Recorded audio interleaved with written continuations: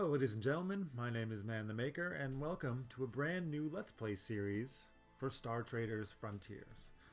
Now what is this game? So it is a pretty robust, complex sci-fi spacefaring RPG where you pick a captain and you play a role in the universe. You could be a spy, you could be a diplomat, you could be a trader, you could get more involved with war.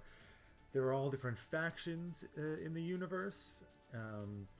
You can influence how they're doing, make enemies with some, friends with others. If you know the game Mount & Blade Warband, I find it to be somewhat similar to that. Also, Space Pirates and Zombies, somewhat in those realms where you have all these factions playing out their own game and you're also there. And, you can have very minor effect on the political sphere, or you can have a larger effect. I mean, it really depends on what you decide to do as your captain. It is released by Trese Brothers games. It is currently in early access. It's been out for about 5 months. Lots of updates. They're always putting out updates. They're putting a lot of work into this game. They're also very active in the community, and I was really happy to support them. I like what they do. And this game is just, I had a great time.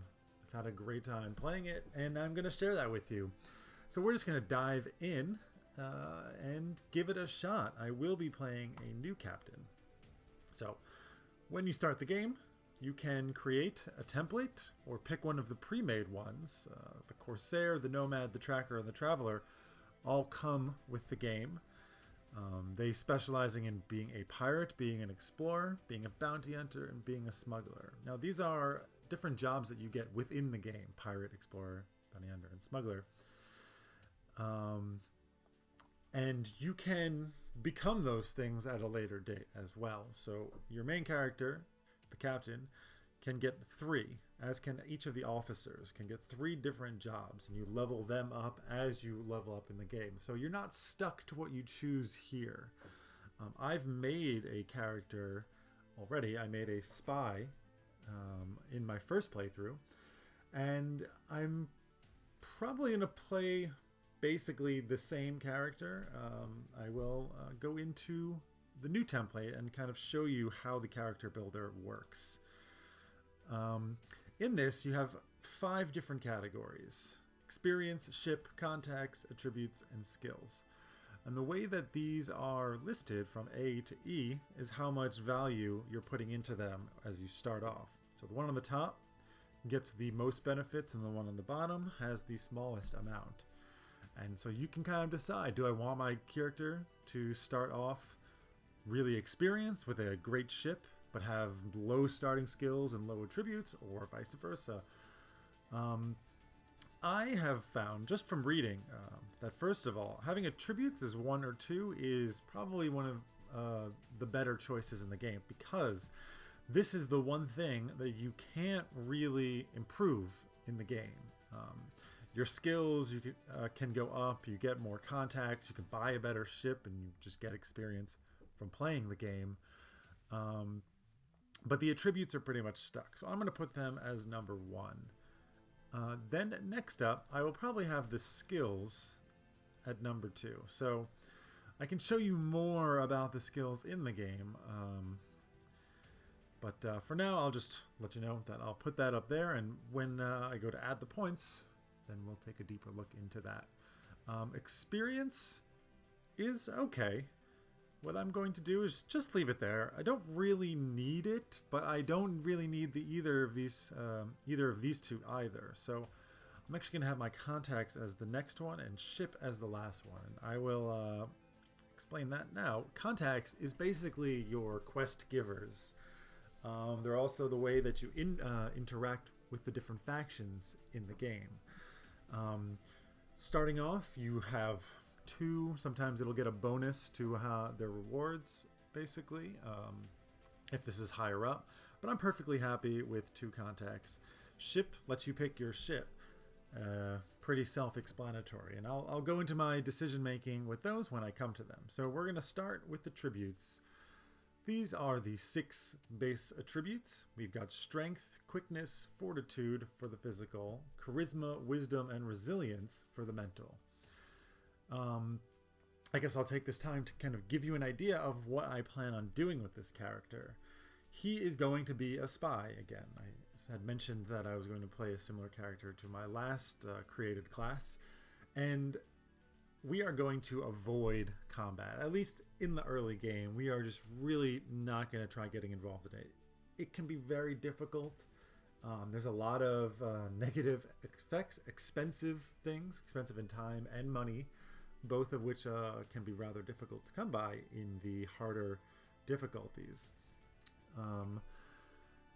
So we are going to be a spy. We're going to be a loyal spy. So the faction that we start with, we are going to work with them, and we are going to try and help them do things. We are going to try and spy on their enemies and damage their enemies in ways that we can.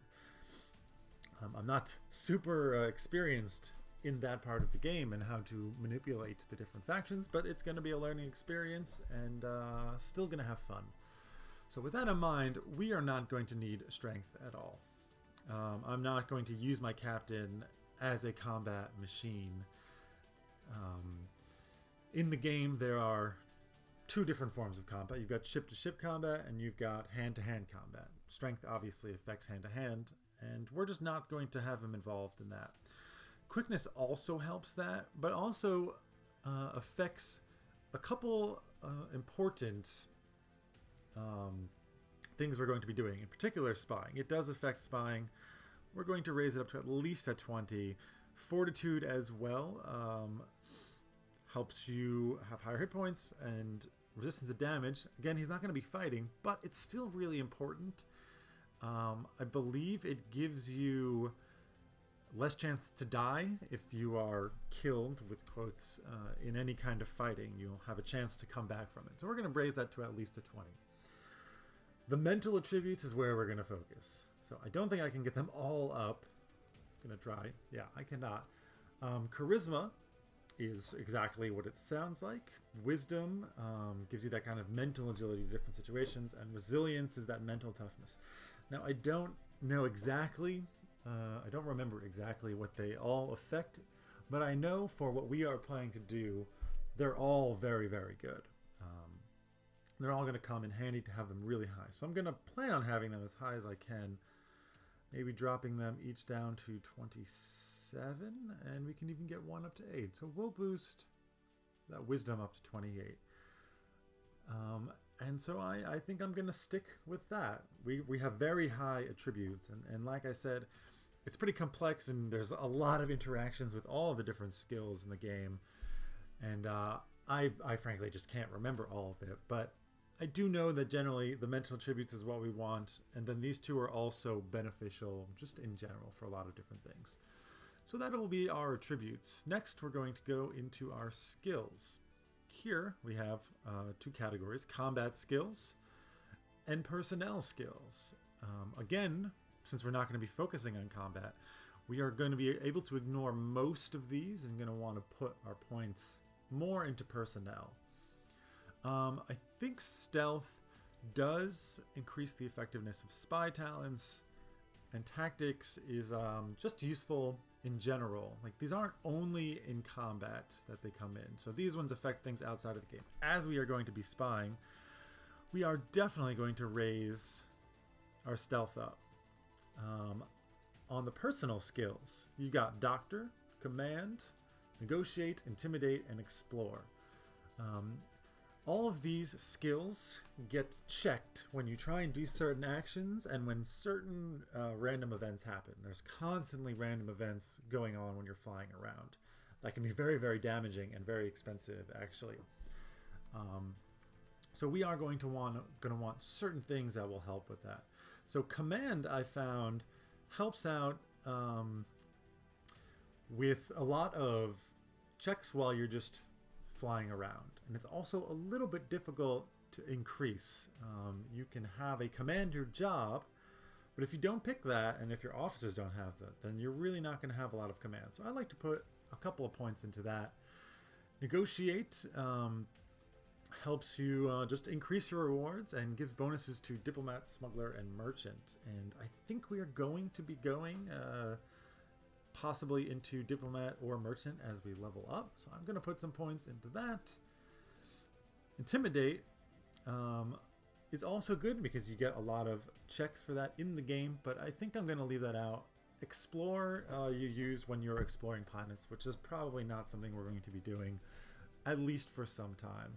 So I've got 1 point left over, and I think I'm going to put it into tactics. Just a little bit of boost. This also has quite a fair amount of checks while you're traveling around in space. Also doing patrols over planets, which we'll get to. Now, you know what? We're going to go into the stealth. Oh, I've got one more. So we're going to put that also into command. So focusing on stealth, command, and negotiate. Again, the way that these play out is there's so many different things that they can influence. I don't really know them all, but this is my best approximation. So we're going to go with it. Experience. We get to pick our starting class.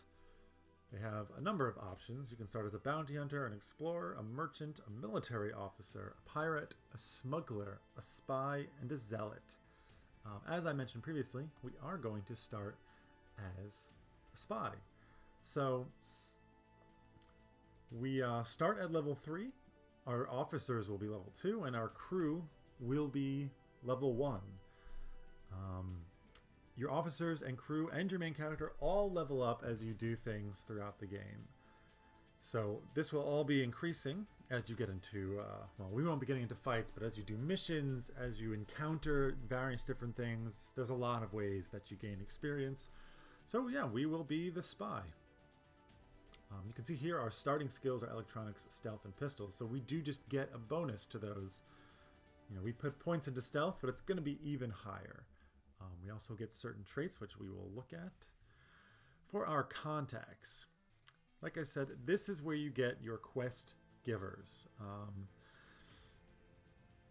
There are all different kinds, and not only do they offer missions, I mean, they all offer missions, as you can see here, but they also have certain bonuses that they give.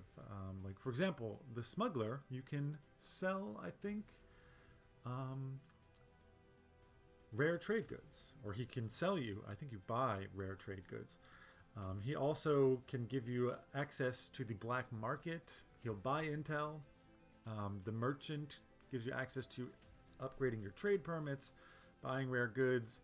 The mechanic lets you recruit mechanics specifically from him. He gives introductions to other contacts and discounted fuel. On and on, as I said, there are quite a number of different contacts. Because of where we placed our... where we put our priority fairly low, we get 2. So I will be picking 2. Now, one I think I really like is a politician. This is because he offers introductions. He'll buy intel, and this is a thing that you get when you do spying. You can often get intel and sell it. And he offers missions, and I think most of his missions are peaceful, which is perfect for us. Now, the other options here, I thought about intelligence officer, because I imagine his missions would also be fairly spy-based, as well as a prince.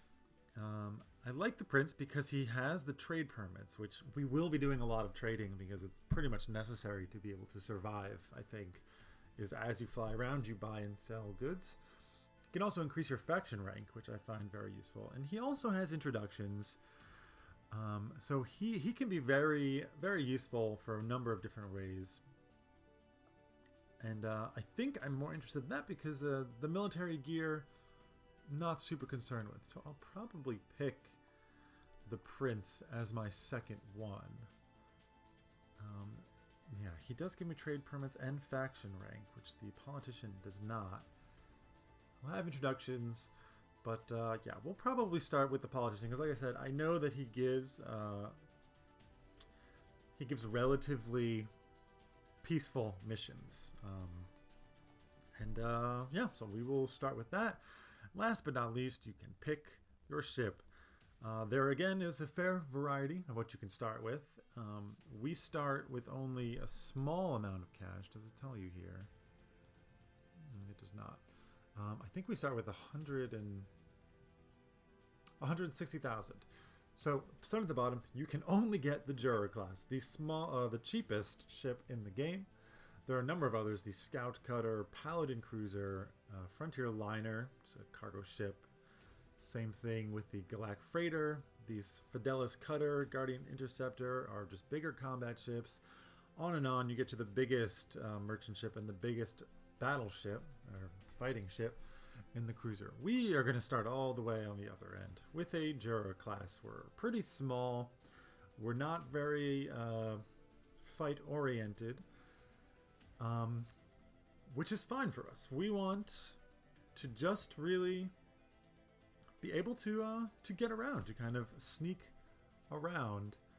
And also one nice thing is the smaller the ship, the cheaper it is to keep repaired, which actually does make a significant difference, especially in the beginning. Now, we'll probably be wanting to upgrade at some point, but initially we'll start with this ship, we'll upgrade parts, and yeah, we'll select it. So we have now picked everything we need for this. We will save this template. Oop, I saved it as template 5. That's unfortunate. I do not see a way to edit it, but that's fine. We're just going to launch into it. You won't really see that again, I think. We are going to do a couple of things. You get more options here. You can change the map, which either a newly generated map or the default map. I'm going to stick with the default map.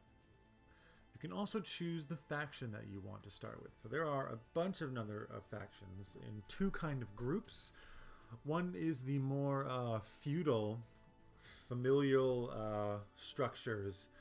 So these, not the syndicates, the houses and the clans, they are, yeah, much more feudal in their structure, whereas the syndicates are companies. So these are like the old houses, old monarchic families that have held on to power and pass it down through their family, whereas the syndicates are essentially companies.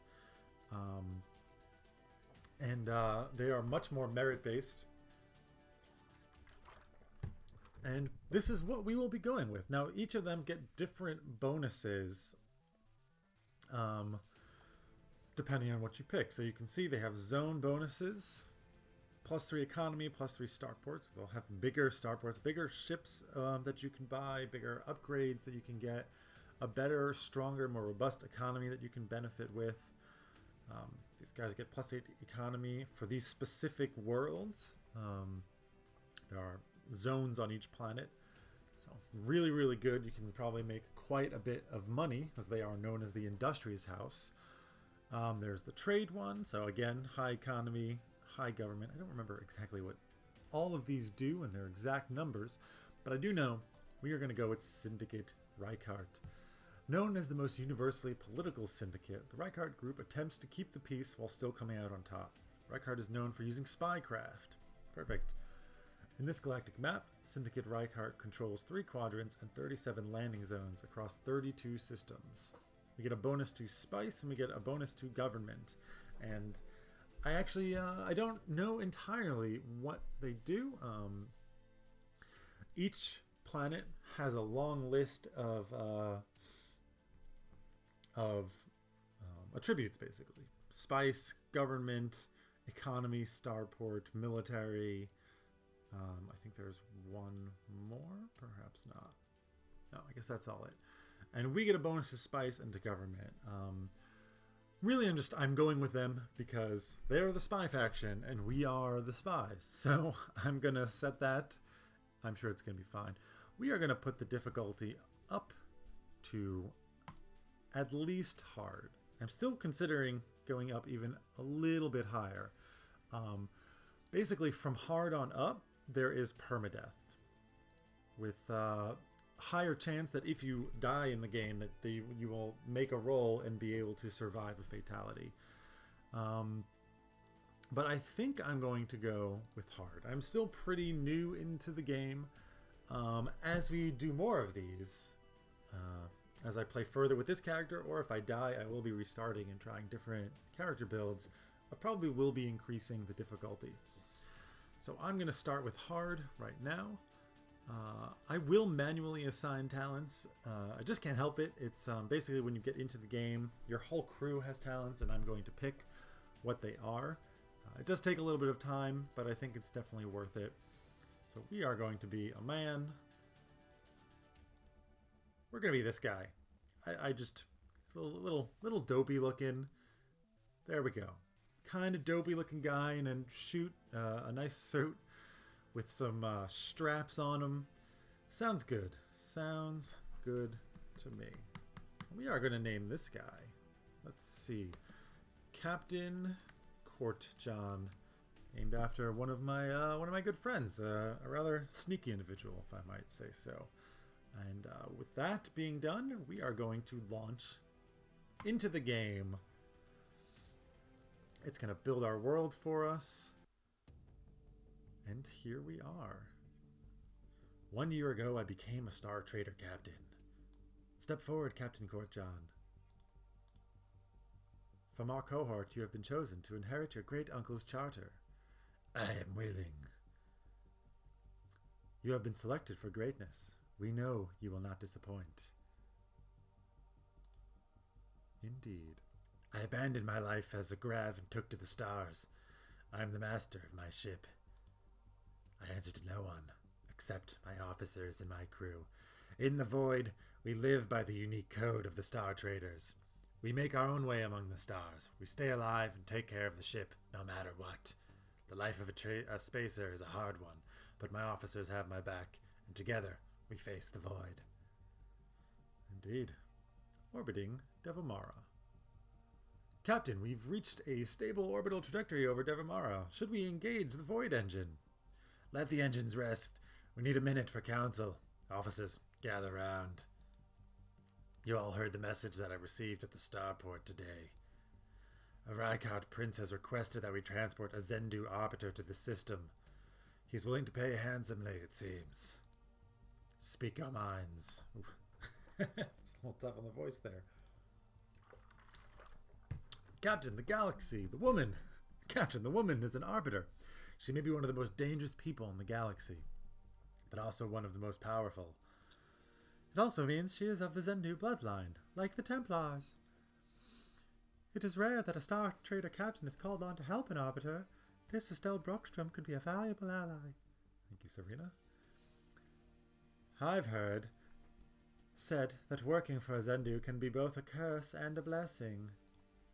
She claims she only needs a short lift across the quadrant. The pay would be good. There is much to consider. Your thoughts are appreciated. Dismissed. Orbital Estelle Brockstrom is waiting for us at Moon Landing and needs passage to the court of Prince Callaghan Fane. Both she and the prince could be powerful allies. However, if we wish to avoid entanglements, we can go our own way. So, this is the story of the game. It does have a story, and you can choose to, as they say here, completely ignore it. I think I'm going to do that. I might do the first mission because it gives you a nice payout and doesn't really spoil anything, but I'm going to leave it for anyone who decides to play this game, and that way we can avoid any kind of spoilers. At least in this playthrough. Maybe in a future one, I'll dive into that. But for now, we're just going to play the game. A waypoint to Moon Landing has already been set and can check my missions list for further details or dismiss the request. So here is the game. It's going to give me some tips here. I'm going to ignore this and zoom out. So this is the map that you'll be looking at for most of the game. It is not a game of high graphics, I can say that, but it is functional, and the depth of the game is really what gets me. So this is the system map, essentially. There are a number of different planets, as you can see. Each one of these are a different planet. Each planet can have up to 2 areas within it. So you can see here, the one that we are currently flying over has 2 refineries. And you can land at each of them. And each planet has different accesses to services. So some you can refuel, some you can repair, some you can heal your crewmen, and some you can use spice. Basically, you take your guys out for the day, for a few days, and get them high, and let them recover. We are particularly good at doing that, I believe, because we are the Reichardt. We also had a benefit to government, what it was. So, still not entirely sure what that does. But, never mind. We will now zoom back out of that. There's also the galaxy map. So here is the galaxy. Each of this is a different quadrant, I believe it is called. And they're all owned by different factions. So you can see our faction here. We've got, this is our symbol, and we are in control of this area. We are also in control of this one over there, and one more over there. So this is our safest place to be, essentially. We will have enemies. There will be places that are far more dangerous for us to go. Some we will just have to go to anyways, but we will encounter quite a bit more dangers if we do that.